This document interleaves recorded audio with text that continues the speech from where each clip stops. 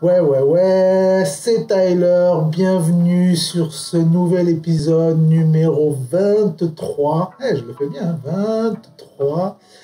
Voilà, nouvel épisode, on est lundi, il n'y a pas eu d'épisode vendredi parce qu'il y a eu très peu de sorties, en tout cas niveau album. Donc, on démarre tout de suite avec les actus du week-end, c'est parti. Quoi de neuf aujourd'hui?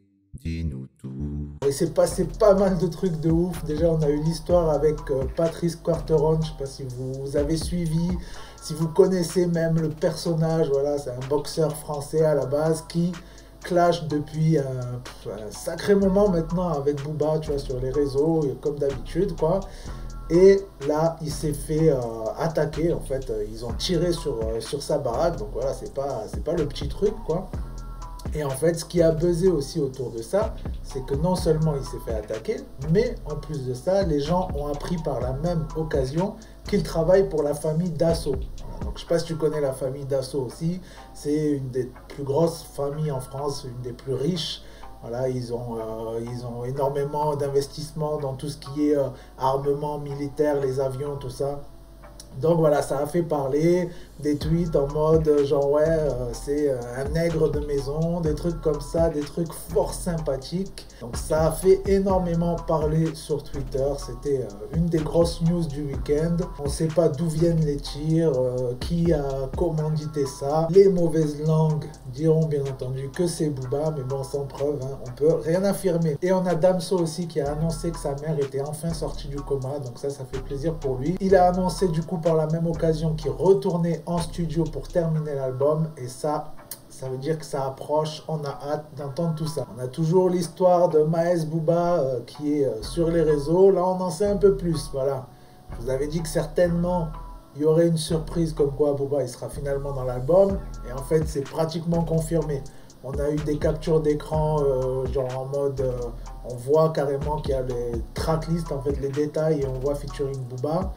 Et on a eu aussi une photo d'une affiche qui a été prise apparemment à Paris, à Châtelet, où on voit l'affiche de Maes, et il y a marqué featuring Nino, featuring Booba, et en plus on apprend qu'il y a un featuring avec Jul. Voilà, que demande le peuple,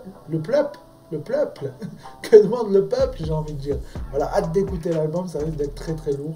On a Naps qui m'a fait la plus grande peur de ma vie, mais j'ai flippé comme jamais. Le gars, il était vénère là dans son, je sais pas où là, dans son parking ou quoi. Il a jeté son disque d'or, il a dit le rap c'est fini, machin et tout. Je me suis dit, oh, qu'est-ce qui lui arrive, tu vois, il a pété un câble, je sais pas ce qui s'est passé en interne. Et finalement, le lendemain ou le surlendemain, il a dit, mais non. Oh, puis il a fait une photo avec tous ses disques d'or, platine et tout. Et il a dit, un album arrive. Alors, voilà, je sais pas ce qui s'est passé, il a pété un câble, mais voilà. Du coup, j'étais quand même rassuré parce que, franchement, sans Naps, mais voilà, moi, j'arrête tout. Je vous explique, pour moi la musique c'est fini, tu as vu, je supporte plus, ça y est, j'ai passé du bon temps, merci pour tous ceux qui m'ont supporté, mais moi voilà, tu as vu, j'ai décidé de tout arrêter, c'est fini pour moi, regarde.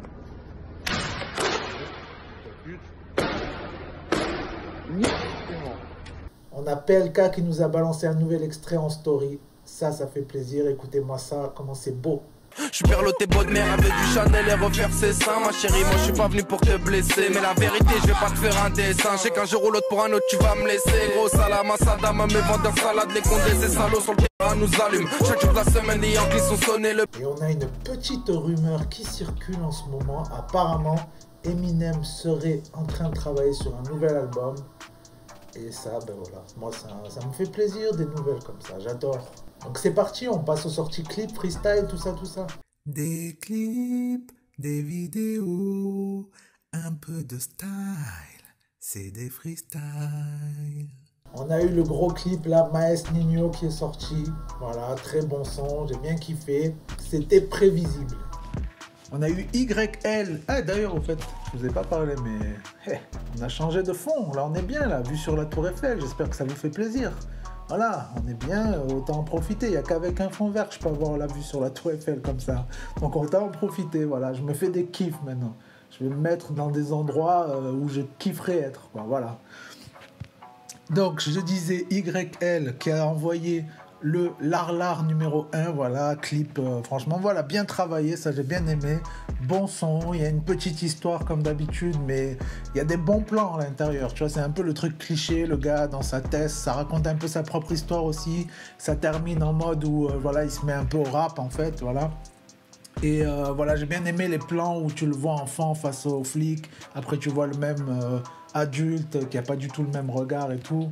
Ça, j'ai bien aimé.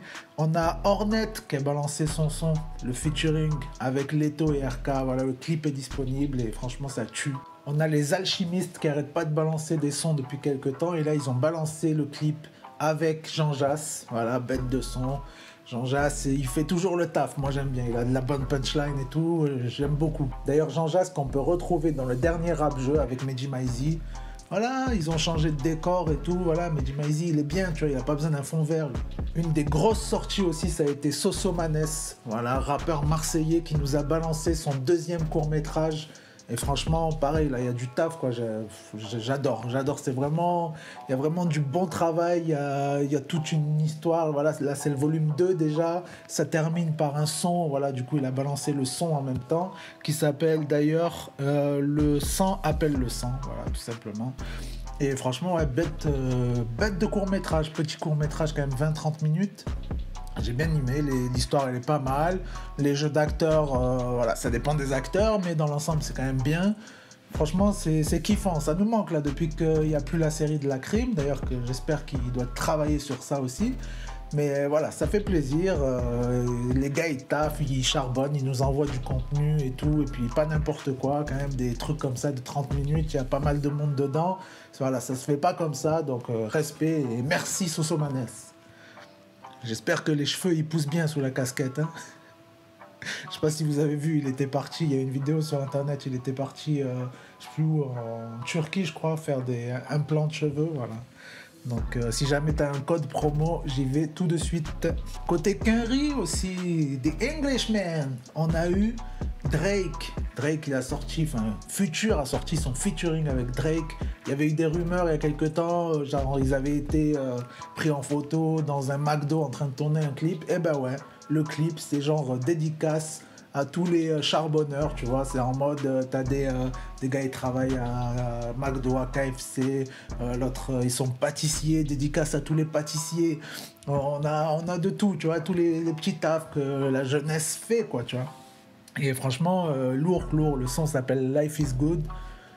Il est bien, tout le monde peut se reconnaître dans le clip et ça fait plaisir. J'ai bien aimé aussi d'ailleurs à un moment le passage où ils font là, un peu leur resta, tu vois, genre le réalisateur du clip il dit allez s'il vous plaît et tout, presque il les supplie, genre venez on refait une scène et tout, voilà, parce que quand tu fais un clip comme ça il faut avoir un maximum de contenu pour après faire un bon montage, tu vois. Et là, genre Future, tu vois, genre il dit ouais non et tout, et après le réalisateur il insiste, tu vois, genre et après ils disent oui, tu vois. Et après, quand le réalisateur retourne sur le plateau de tournage, tu vois les gars qui bossent avec lui, et ben genre même là, c'est Future et Drake, tu vois. Ça, j'ai kiffé le petit clin d'œil comme ça. Ça montre qu'en fait, ils sont pas du tout... Enfin, en tout cas, ils essayent de faire croire qu'ils sont pas du tout des enfoirés ou quoi, qui respectent un peu le travail des autres. Parce que j'en doute pas, hein, c'est fort possible qu'ils soient fort sympas dans la vraie vie. Donc on termine avec les deux petites sorties qu'il y a eu quand même ce vendredi. On a eu Max Paro que je ne connaissais pas d'avant ce vendredi, qui a sorti un EP 7 titres. Franchement, j'ai bien aimé. C'est varié, c'est vraiment une bonne carte de visite. Tu vois, souvent les EP c'est fait pour ça. Petite carte de visite. Et là, franchement, j'ai bien aimé. C'est assez varié. Il y a un son avec Sadek d'ailleurs qui est très très bien, qui s'appelle Bacardi, je crois. Je l'ai mis dans la rap list. Vous pouvez aller écouter ça uniquement sur Spotify, la rap list, voilà, c'est comme ça, c'est sur Spotify. Et l'album qui était quand même assez attendu ce vendredi, c'était celui de Népal, qui est décédé il y a quelques temps, qui fait partie de toute la team, l'entourage, tout ça. Donc c'est un album avec 12 tracks où on retrouve des featuring avec il y a Dimé, il y a Nekfeu, il y a 3010, il y a Dooms aussi, Dooms de l'entourage, voilà. Et franchement, bon album, j'ai bien aimé l'intro avec des voix japonaises et tout. On a le feat avec Nekfeu comme d'habitude qui a tout fracassé, tout le monde en a parlé sur Twitter, les gens ils ont kiffé de fou. Et voilà, après dans l'ensemble, on sent quand même que c'est un gars quand même vachement mélancolique et tout. Tous les choix d'instru et tout, c'est assez triste quand même, tu vois. Donc voilà, album posthume. Je sais pas s'ils avaient prévu, enfin s'il avait enregistré certainement d'autres sons. Peut-être que ça va sortir après plus tard, tu vois, comme ils font aux États-Unis avec XXXTentacion, tout ça, qui ont sorti des albums posthumes qui n'étaient pas du tout prévus de leur vivant. Mais voilà, pour les fans, ça peut être bien. Et puis, même par respect pour lui, tu vois, il a taffé peut-être sur d'autres trucs et tout. Peut-être que ça lui aurait fait plaisir que les gens écoutent quand même son travail, même si c'était pas fait pour sortir à la base.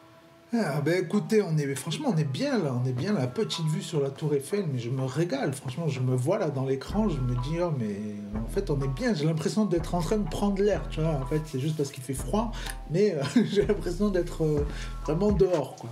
Merci d'avoir suivi cet épisode, comme d'habitude, pensez au pouce bleu, pensez à vous abonner, pensez à mettre un petit commentaire, pensez à me dire si vous avez écouté d'autres sons, des fois peut-être j'ai raté des trucs aussi. Vous venez en commentaire ou sinon sur Instagram, Skyrap Radio comme d'habitude. Voilà, et puis on se retrouve très bientôt pour la suite. Ciao, ciao, ciao, ciao.